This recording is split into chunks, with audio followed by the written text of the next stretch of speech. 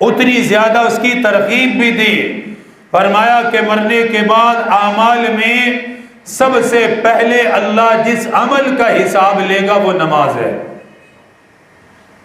سب سے پہلے اللہ نماز کا حساب لے گا، نماز کے بارے میں پوچھے گا۔ اب آپ کی تربیت کا صحابہ پہ جو اثر ہوا، امیر المومنین خلیفۃ المسلمین حضرت عمر بن خطاب رضی اللہ تعالی عنہ 22 لاکھ مربع میل کے حاکم ہیں، اتنی بڑی ریاست، اتنا بڑا اقتدار کہ سب سے زیادہ فتوحات حضرت عمر کے دور میں ہوئی ہیں۔ اتنی فتوحات ہوئی، شیخ الاسلام حضرت مفتی محمد تقی صاحب دامت برکاتہم العالیہ نے ایک کتاب میں لکھا کہ حضرت عمر کے دور میں اتنی فتوحات ہوئی کہ آج ان جگہوں پر 12 بڑے بڑے ملک بنے ہوئے ہیں۔ اتنا رقبہ انہوں نے فتح کیا کہ آج اس پر 12 بڑے بڑے ممالک ہیں جن کی تعداد، جن کی آبادی لاکھوں سے اوپر ہے۔ تو حضرت عمر رضی اللہ تعالیٰ عنہ اتنے بڑے خلیفہ، 22 لاکھ مربع میل کے حکمران، عادل بادشاہ، رعایا کا خیال کرنے والے، رسول اللہ کی تربیت کا کتنا اثر تھا کہ آپ نماز کی ترغیب دیتے تھے۔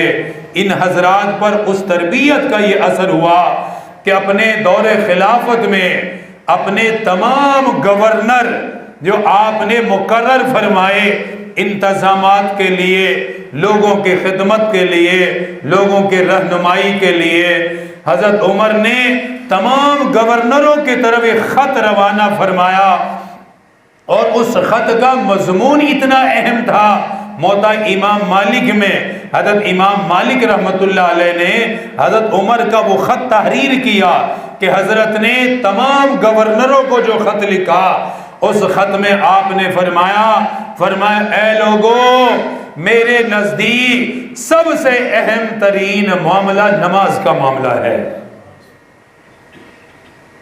کن کو فرما رہے ہیں؟ اپنے گورنروں کو فرمایا کہ تمہیں ریاست کا انتظام سنبھالنے کے لیے مقرر کیا ہے، لوگوں کے فائدے کے لیے مقرر کیا ہے، لیکن فرمایا یاد رکھنا تمام کاموں میں سب سے اعلیٰ ترین کام فرمایا وہ نماز ہے۔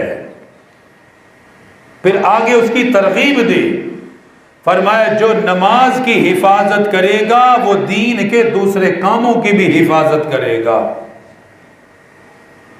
اور اگلا جملہ فرمایا جو نماز کی حفاظت نہیں کرتا، فرمایا وہ دین کے دوسرے اعمال کی بھی حفاظت نہیں کرتا۔ اتنی ان کی تربیت فرمائی، حالانکہ گورنر کوئی عام لوگ نہیں تھے، گورنر بھی صحابہ تھے، گورنر بھی رسول اللہ کے تربیت یافتہ تھے، لیکن اس کے باوجود حضرت عمر رضی اللہ تعالیٰ عنہ اتنی نظر رکھتے تھے کہ لوگوں نماز میں کوتاہی نہ ہو۔ عمر ہر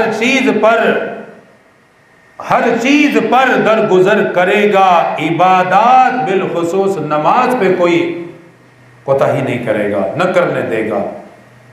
اتنا اہم ترین معاملہ ہے، اس لیے آقا نماز کی ترغیب دیتے تھے، نماز کے فضائل بتاتے تھے کہ میرا امتی نماز پڑھے۔